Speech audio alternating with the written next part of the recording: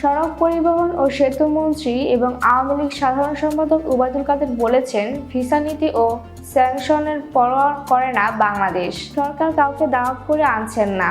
প্রশ্ন করেন, ডোনাল্ড লুকে নিয়ে বিএনপির এত মাতামাতি কেন?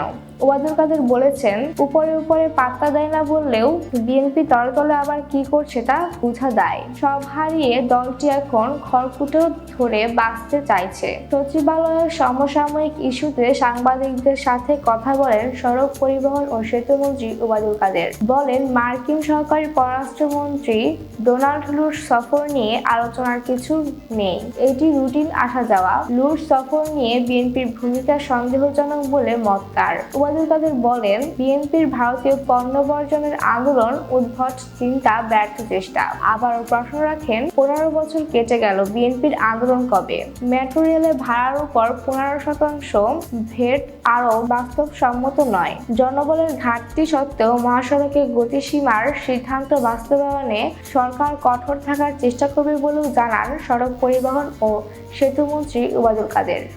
জারা খান, ITV বাংলা, নিউজ ডেস্ক।